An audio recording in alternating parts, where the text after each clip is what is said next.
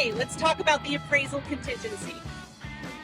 So when you make your offer, you're going to have a few options with regards to appraisal contingency.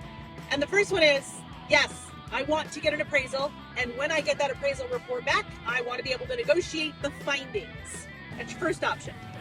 Your second option is, yes, I want an appraisal, but I promise no matter what happens, I'll continue buying the house. That's your second option. The third option is, I want an appraisal, but if it comes back low, I'll cover the difference up to a certain amount. That's called a gap guarantee. So those are your three types of appraisals. You either get one, you either waive your right to negotiate the findings, or you waive the right to negotiate the findings up to a certain amount. If the appraisal comes off more than like $20,000, you say, now we renegotiate because I can't cover the whole amount, but I can cover a portion of it. So now that you know the three different types of appraisals, let's talk about what actually happens. So after you ratify the contract, it's going to go to the mortgage broker, bank, lender. They're going to contract an independent third-party appraiser. This process also can be determined by the type of loan. VA is different than FHA, which is different than conventional. Each of those three loan types have their own criteria when it comes to an appraisal. So we'll start with conventional because it's the best, strongest type of appraisal contingency. Your conventional appraiser will go out and look at the property, and they're going to basically walk through to verify the condition, make sure that it's habitable, that it has running water and heat and things that you need in order to live there comfortably. They may call repairs. I have had appraisers called dirty carpet before, which I know seems really random, but this appraiser felt strongly that whoever moved in needed to have clean carpet. So they said it was a condition of funding the loan. We will not do this loan until we get clean carpet. It happened. Another appraisal repair that I had was, it was a pull down door up into the attic, but there was no ladder on it. So the appraiser said, you've got to put a ladder on there. If it is considered value to the home, it needs to be made accessible. Those are the only two appraisal required repairs I've ever had in 23 years. So this report's going to come back. If the value is at the contract price or higher, let's just say $500,000. If you're under contract for $500,000, the appraisal report comes back at $500,000 or even higher, I am not involved. The realtor is not made aware, the seller, the listing agent, nobody sees that report except for the buyer and the lender. They just kind of go, hey, thumbs up, the property's worth what you're paying for it. That's good. There's equity, there's value there. Awesome. It's a pass-fail. No need to do anything further. The contingency remains in place until the deadline. When it expires, it is just a magical expiration. At 9 p.m., you no longer have the right to negotiate the terms of your appraisal report. So that's your first option. The appraisal report comes in at value, no problem. If the appraisal report comes in lower than your 500, let's use 490 as a nice even number. Your appraisal report comes back at 490, and you have the appraisal contingency. It means that you can take that report, you can go to the seller, and you can say, hey, we would love to pay you $500,000, but the property's only worth $490 according to our bank. So we can either reduce the price, which means $10,000 comes off the seller's net, or the seller goes, no, I'm not matching the $490. You're just going to have to take it on the chin. The buyer comes up $10,000. So in addition to their down payment and closing costs, they are now covering an additional $10,000 because it's going to restructure their financing down to a loan amount based on a $490 value. So in order to keep the $500,000 contract price, the buyer's going to have to come up in price by $10,000. Or there's an option to split the difference and say, hey, seller come down 5, we'll come up 5, or seller come down 8, we'll come up 2. It's another negotiation until both parties agree, and this is all time sensitive depending on what's in the contract. Until both parties agree, we don't move forward. The last option when you have a contingency is you can say as a buyer, thanks, I've changed my mind, I don't even want to buy this house. If it's not valued where I need it to be valued, I don't want it. So you can take it at the price, you can ask the seller to reduce, you can meet in the middle, or you can terminate entirely. Those are your 4 options when you have an appraisal contingency with the right to negotiate. The other type of appraisal is no contingency. It's whatever the appraisal comes back at, we're going to take it. So if you are under contract for $500,000 and the property value comes back at $475,000, which is possible, I'm going to put a pin in that and come back and explain to you what appraisers are actually looking for when they walk through a property in terms of Now I know what it is. What am I valuing it against?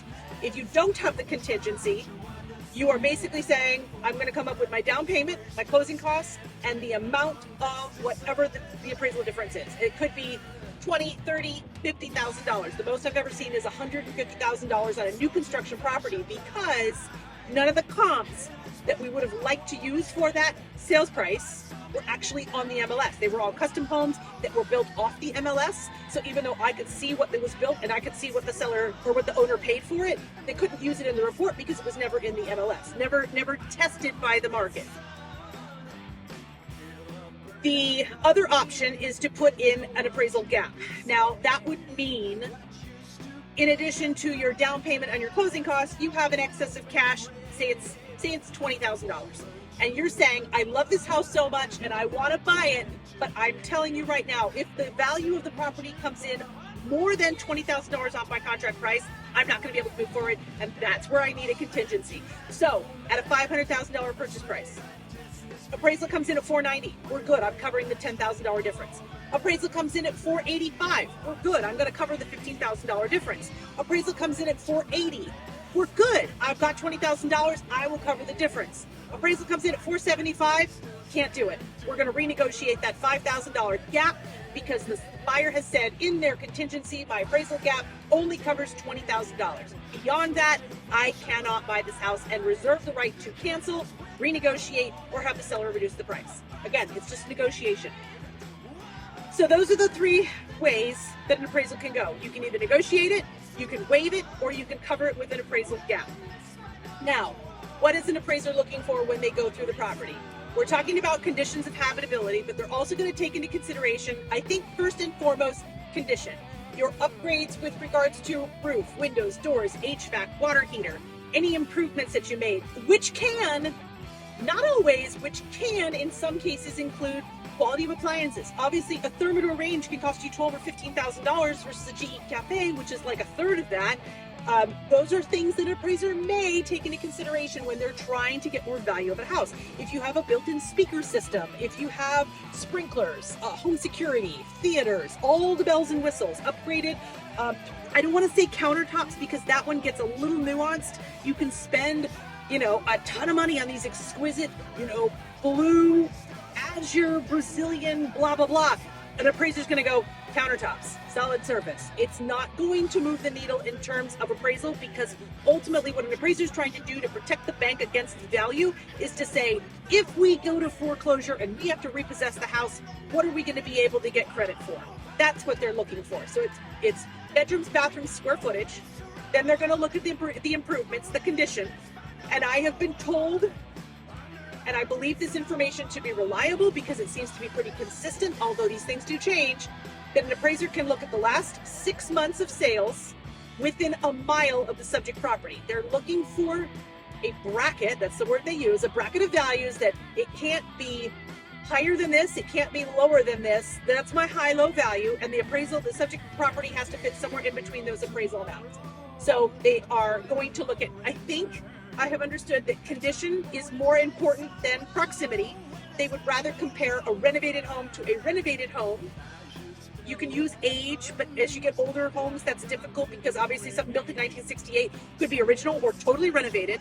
Even if they're the same exact model, I've heard that they're going to consider condition first, then size. But also take into consideration which sale is more recent. Obviously, something that closed last summer may not be as relative as something that closed 2 weeks ago. And then they also are going to look at proximity. Something that's inside the neighborhood is just about impossible to ignore unless we find something that is almost identical in size, condition, and recent, but is maybe outside the community. So there are a lot of things about this that are very nuanced and depend largely on the appraiser that is hired for the job.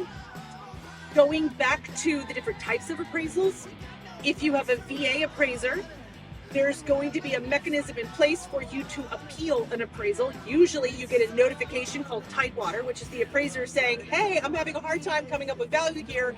Once that report is done, it's considered final. It stays in the VA system for 6 months.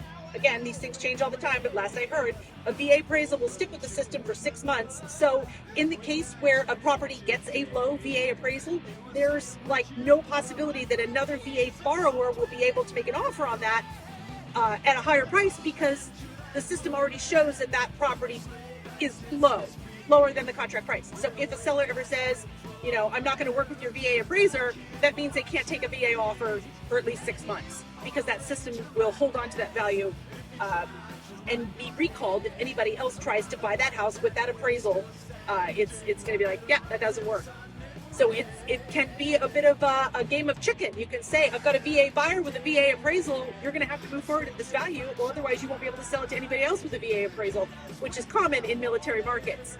Let's see, what else? Conventional appraisals.